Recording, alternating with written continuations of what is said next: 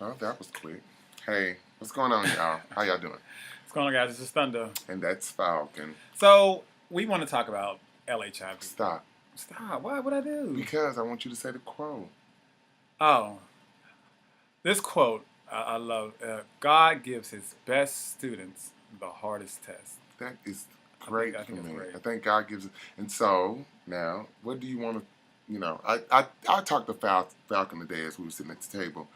And my question is, if I had to do it all over again, would I be so public about being HIV positive? I've been public now for about 10 years. I've been HIV positive for 16 years. And I've been public again like about 10 years. And the reason why I asked the question is because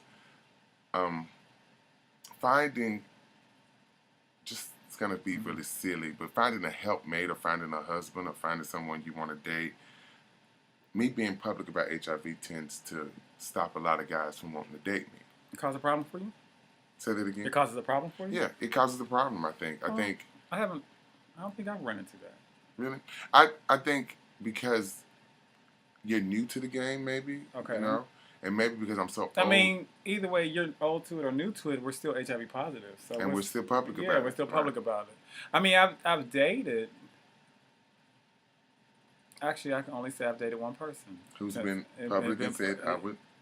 Yeah, since I've been public, me dated. So yeah, it really hasn't been no one else to think about it. Yeah, and for me, that's not to scare you or to anyone else out there who wants to be public about HIV. I don't regret it. I not regret it one day. I love it because obedience is always better than the sacrifice of trying to find a man. My obedience is to heal the land and show what God has done for me. You know, how God has healed us or healed me. And to teach people how to live with HIV, because I live with HIV and I live a good life, a great life, honestly. So you would, if you had a chance to do it again, you would do all this, the same shit. You'd be public about it. I don't know. That's a hard question. And the reason why because on one end of it, if I have to choose between a man and being public and helping people, I would say forget it. I would choose helping people.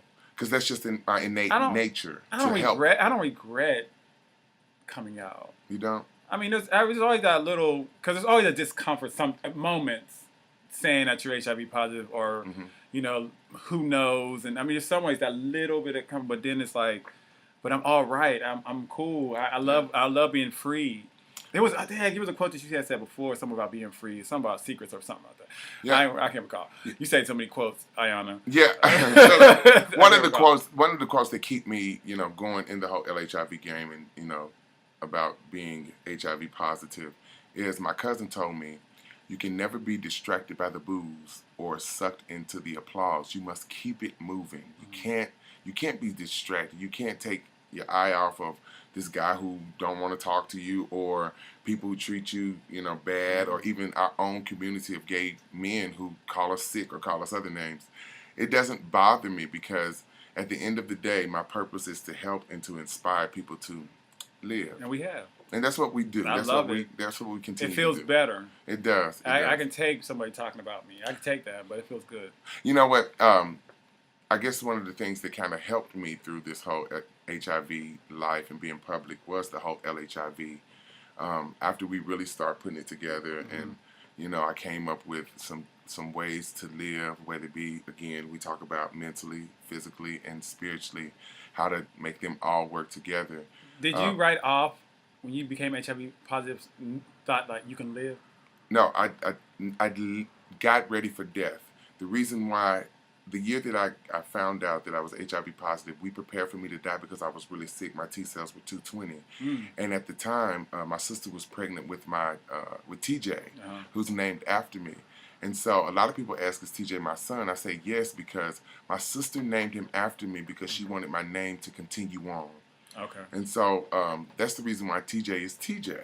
And he's my son. So I appreciate my sister and my family for loving me like that. But again, after I clicked one day and I said, you know what? I'm still living. Oh, really? And I had to change my own thought process. I had to begin to work out. And the one thing physically I had to do was, hold on. I had to take these. Yes. Hold on, I want to get them all out for you. These are well, back then I was on like 30 pills a day, and that was like in the 90s. But today I am so blessed that I am on only 3 pills. It is Truvada, Norvir, and Rayataz. This is a cocktail. My cocktails. Yes! This is Norvir. Okay. This is my Norvir. I usually take mine at night when I get ready to go to bed. This is my Rayataz. Look at Rayataz. That's my Rayataz. And then here's my Truvada. You know, Truvada is also given to people to prep. Yeah, as prep. So they won't. If you ever get exposed to HIV, you're negative. You're HIV. You get exposed to someone who's HIV positive. You can go to the ER, and they will give you that, and you got to take your prep. Or it's also for men. If you're HIV negative, and you want to take them just to still protect yourself, from HIV, then you too can take Truvada. So and that's the pills I take. Is a triple I. A triple I. I know. It got little numbers on it. It's really got like it's 3 pills in one, so it's like it has like 1, 2, 3 on it. Yes. I take it at night. Around 9, 11 o'clock. So I've heard a lot of side effects about a triple. So you tell me about how you decided to live with the side effects. Well, just to live with it. Let me say to live. I guess what I'm trying to say is, I'm sorry to talk over you.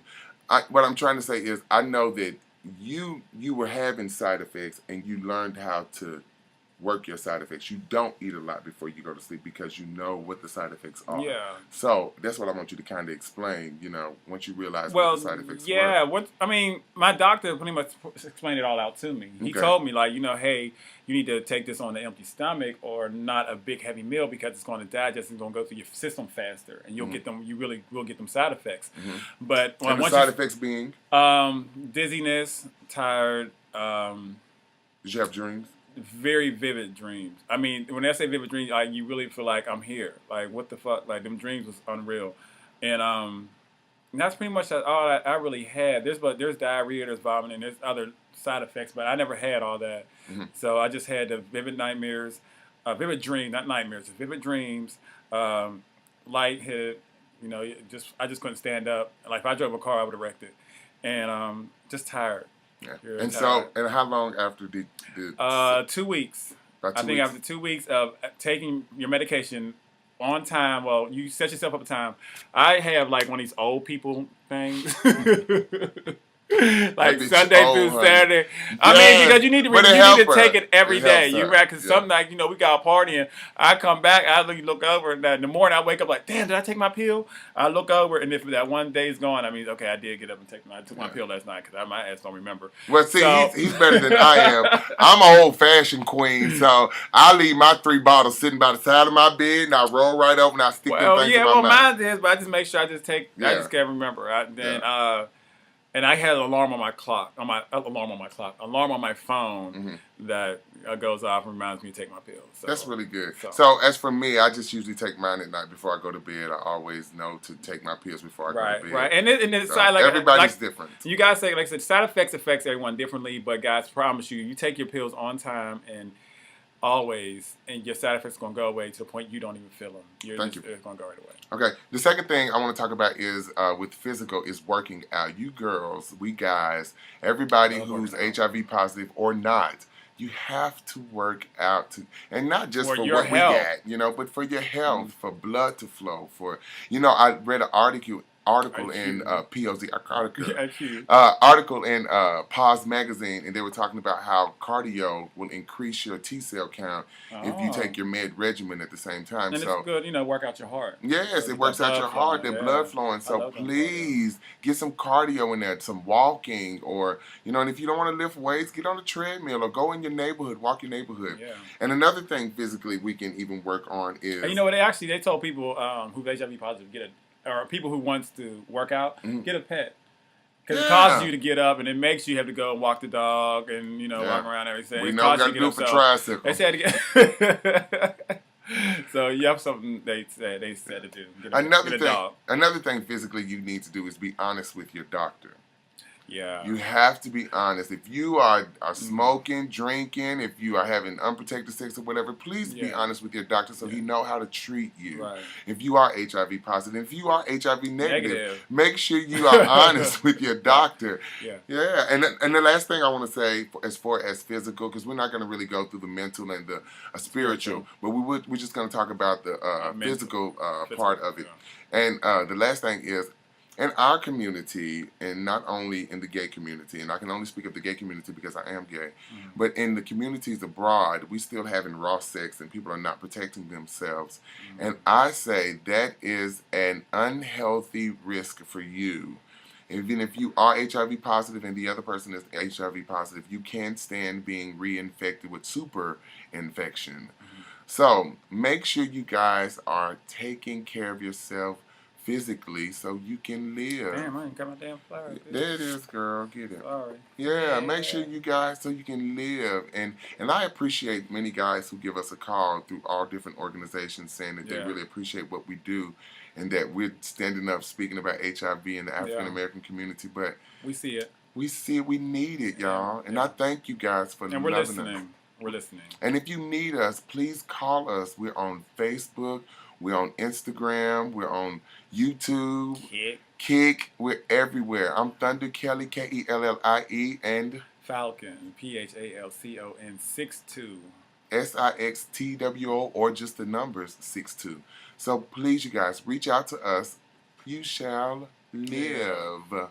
We love you guys. Is that it? Is that all we want to say? Okay. Yeah. Take care of yourself.